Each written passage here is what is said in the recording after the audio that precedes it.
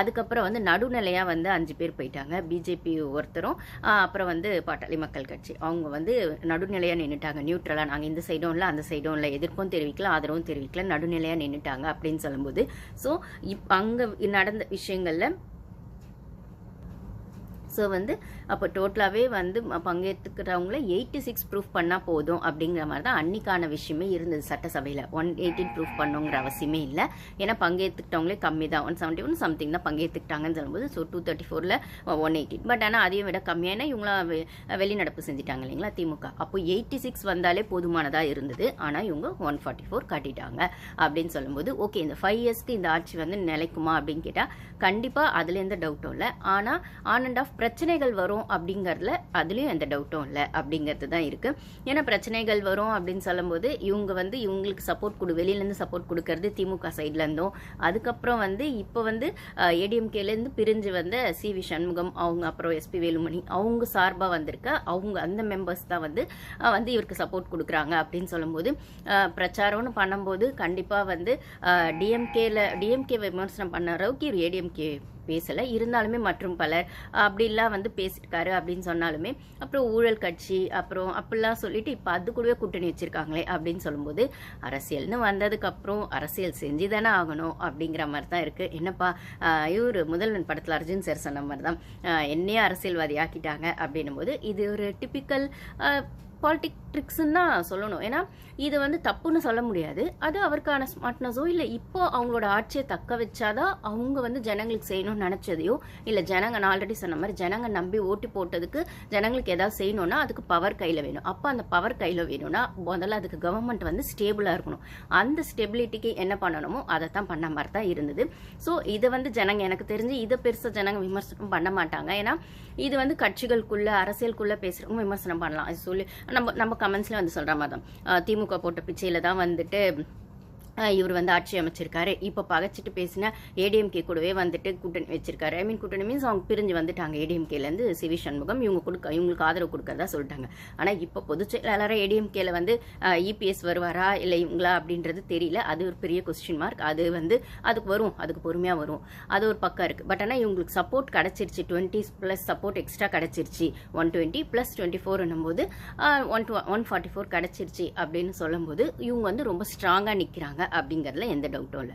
சரி இப்போ வந்து திமுக சப்போர்ட்டோட தான் வந்து ஆட்சி அமைச்சிருக்காங்களா அப்படின்னு சொன்னால் அதுக்கு நான் ஆல்ரெடி சொன்ன மாதிரி மு.க. ஸ்டாலின் சார் எடுத்த அந்த ஸ்மார்ட் மூவ் தான். அவர் இப்போ வந்து மக்கள் கிட்ட நல்ல பேர் வாங்குறது தான் முக்கியம். முதல்ல நம்ம வந்து எதிர்கட்சியாக ஸ்ட்ராங்காக நிற்போன்றது எந்த டவுட்டும் இல்லை. ஏன்னா நம்ம காலங்காலமாக அதை நல்லா தான் பண்ணிட்டு இருக்கோம். நான் வந்து இது சொல்கிறேன் எப்படின்னா உதயநிதி ஸ்டாலின் அவங்களுக்குள்ள கட்சிக்குள்ள என்ன நடந்திருக்கோம்னா இதுதான் நடந்திருக்கும். இப்போ வந்து மக்கள் வந்து நம்ம கட்சி மேலே அதிருப்தியாக இருக்காங்க. இப்போ வந்து நம்ம அந்த கோவத்தையோ அந்த அதிருப்தியோ ஜாஸ்தியாகக்கூடாது. இப்போ நம்ம ஸ்மார்ட் மூவ் பண்ணுறோம் எதையாச்சும் பண்ண போய் அது தலைவலியா போறதுக்குன்னா இப்போ ஆட்சி அமைக்கிறதுக்கு அவங்களுக்கு விடுவோம், 6 மாசம் கழிச்சு பார்த்துக்குவோம் அப்படின்ற மாதிரி அதை விட்டுருவோம். இப்போ அவங்க ஆட்சி அமைக்கிறதுக்கு நம்ம சைட்ல இருந்து சப்போர்ட் கொடுத்ததாவே இருக்கட்டும் அப்படின்னு அவங்க சைட்ல இருந்து எடுத்த மூவ் தான் அந்த கிளவர் மூவ். அவங்க கட்சி அப்போ வந்து அவங்க ரொம்ப ஓப்பனா இல்லைன்னா காங்கிரஸ் வந்து சொல்லாம வெளியில வந்து டிவிக்கு கூட வந்துட்டு கூட்டணியை அமைச்சிட்டாங்க. ஆனா மற்ற கட்சிகள் கம்யூனிஸ்ட் கட்சிகள்லாம் அப்படி பண்ணல, கூட்டணியிலே தான் இருக்காங்க அப்படின்னும் போது அது ஏன் எதுக்குன்னு ஒரு கொஸ்டின் வருது இல்லைங்களா. அங்கதான் திமுக வச்சு ட்விஸ்ட். ஏன்னா இது வந்து கம்யூனிஸ்ட் கட்சிகள் தான் ஃபர்ஸ்ட் எடுத்திருக்காங்க.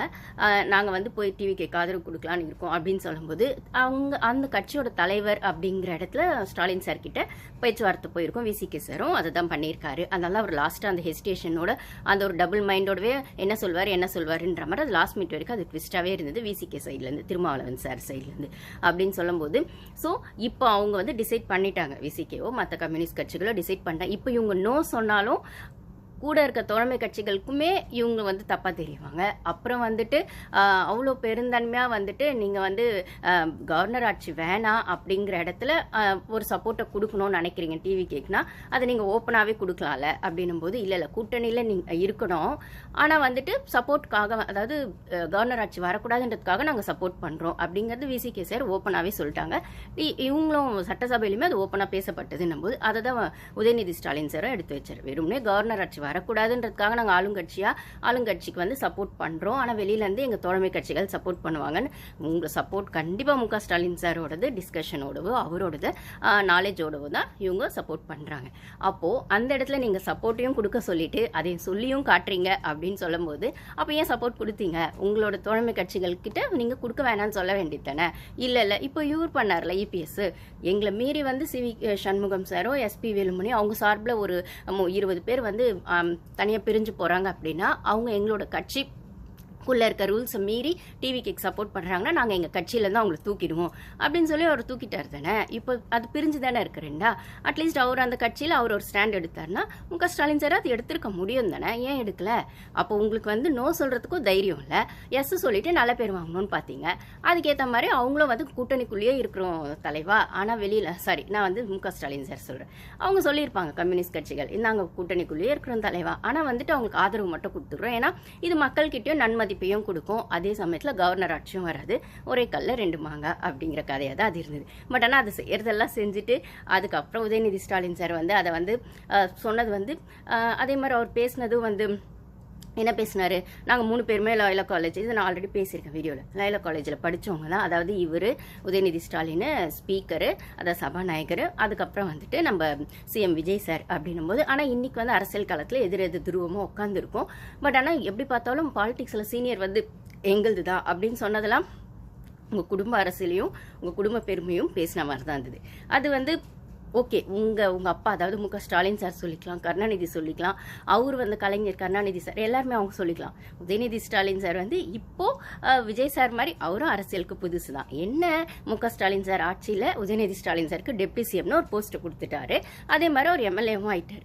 இது வந்து விஜய் சாருக்கு வந்து ஃபர்ஸ்ட் டைம் அவர் எம்எல்ஏ ஆனதும் சரி சீஃப் மினிஸ்டர் ஆனதும் சரி ஃபர்ஸ்ட் டைம், அவ்வளோதானே தவிர உதயநிதி ஸ்டாலின் சார் தனியாக இது வரைக்கும் அரசியல் ஜர்னின்னு எதாவது பண்ணியிருக்காரான்னா ஒன்றும் கிடையாது. அவங்க அப்பா கூட சேர்ந்து ஒன்று பண்ணியிருக்காரு, அவங்க தாத்தாவோடது அந்த ஃபேமிலிக்குள்ளே இருக்க அந்த குடும்ப அரசியலோட அந்த எக்ஸ்பீரியன்ஸ் இருக்கும், அவள் தானே தவிர விஜய் சார் உதயநிதி ஸ்டாலின் சார்னு வச்சுக்கிட்டா பெருசாக 2 பேருக்குமான டிஃப்ரென்ஸ் இல்லை. 2 பேருக்குமே இது புது களமாக தான் நான் பார்க்குறேன். 2 பேருக்குமான ஒரு சைலண்ட் ரெவல்யூஷனாக தான் நான் பார்க்குறேன். 2 பேருமே அவங்கவுங்களோட ரியாலிட்டியும் அவங்கவுங்களோட மெச்சூரிட்டியும் எப்படி ப்ரூஃப் பண்ண போகிறாங்க சட்டசபையில் அப்படிங்கிறத தான் இதை பார்க்க முடியுமே தவிர இதில் வந்து அந்த ப்ரிவிலேஜ்